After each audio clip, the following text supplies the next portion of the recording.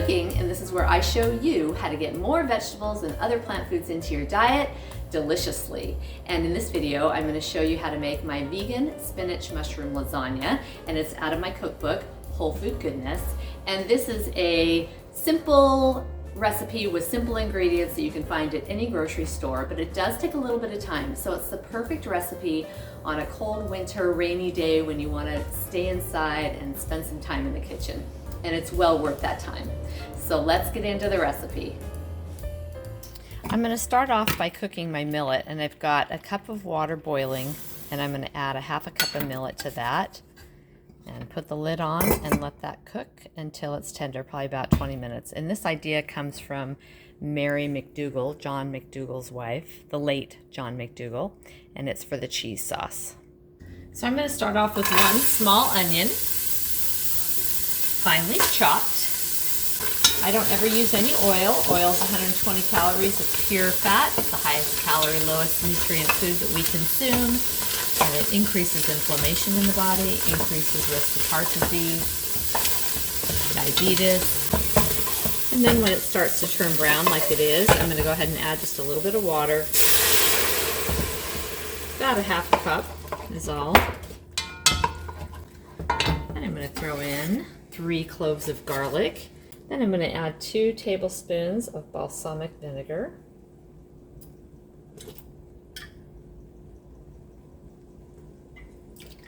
Then I'm going to add 1 pound of sliced mushrooms, and these are the cremini or baby bella.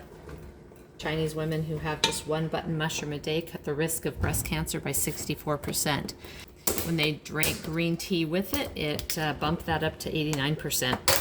I'm going to put the lid on and let these mushrooms cook until they're nice and soft and juicy. All right, so those mushrooms and onions are nice and juicy and soft. I'm going to go ahead and put in my spinach, and I'm putting in an entire tub, so 1 pound of organic spinach. Sometimes I chop this up, but I think I'm going to try just putting it in whole, just the way it is, just to save time and effort, trying to simplify this recipe as much as I can. Put the lid back on, cook that until they're nice and wilted and tender, and then we will come back. Once the spinach and mushrooms are tender, I'm going to just drain off the liquid from the spinach and mushrooms and pour it into a measuring cup, and I want a cup of liquid. So I'll need to add some water, possibly to make 1 cup. Looks like I probably have pretty close to enough. Now I'm going to pour this into my blender jar.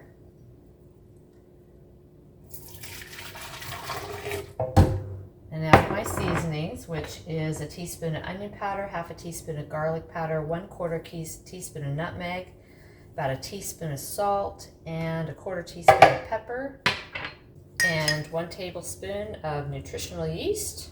And I'm going to add in my cooked millet, and it's cooked nice and soft. And I'm also going to add a 1/4 teaspoon of sunflower seeds, just to add a little bit of extra fat in there to make it a little more creamy. And we're going to blend all this up. And then I just blended that millet with the juice. I forgot to start the camera when I did that. So anyway, but I've got all the millet and the sauce and all that all blended up like that, and that's going to be your cheese sauce. And I'm going to pour that into the mushrooms and spinach mixture. So while I got my blender dirty, I'm going to go ahead and mix up my easy marinara, which is a recipe that I came up with that I've got in my cookbook, Whole Food American Favorites. And it is super simple with no oil. And we're going to start off with 1 small can. I've just got a big can, so we're just going to do half of that. And then 1 can of tomato paste. I always use tomato paste instead of tomato sauce, because tomato paste is just tomatoes usually, and tomato sauce has salt and natural flavors, and I don't know what a natural flavor is, so I like to use tomato paste. It doesn't have anything in it but tomatoes. And instead of putting olive oil, I'm going to use some olives just to give it that flavor, and I'm going to go with about 10 black olives. And then 1 small clove of garlic, and this is organic garlic, so I'm just going to snip off the ends that look a little rough. Just put that whole clove in there. And then we're gonna go with a teaspoon of basil, dry basil, and a teaspoon of oregano. I hope I have enough oregano, and I do. Some red pepper flakes, about a 1/4 of a teaspoon. And some pepper. We'll go about a 1/2 teaspoon with some pepper. You can go as much as you like.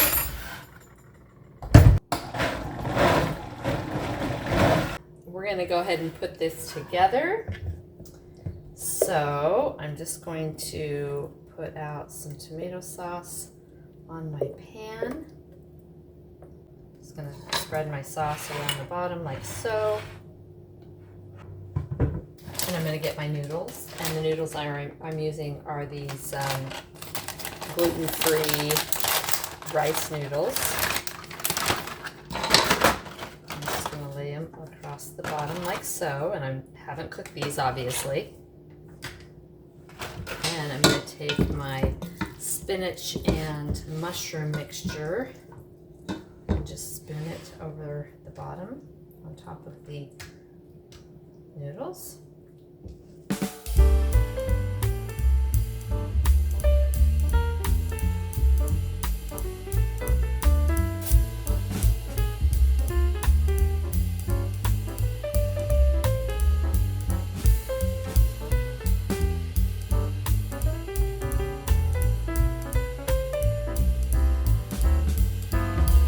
I just put those olives on, and I'm going to top it off with some nutritional yeast. Just for a little extra yummy on top to make it look a little cheesy. All right, we're going to go ahead and put this in the oven at 350 degrees for 30 minutes.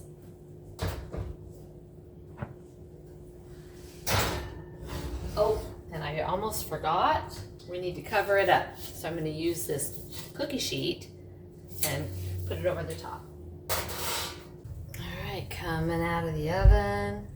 Oh my gosh, that looks very delicious. It looks like real lasagna. It is real lasagna, real vegan lasagna.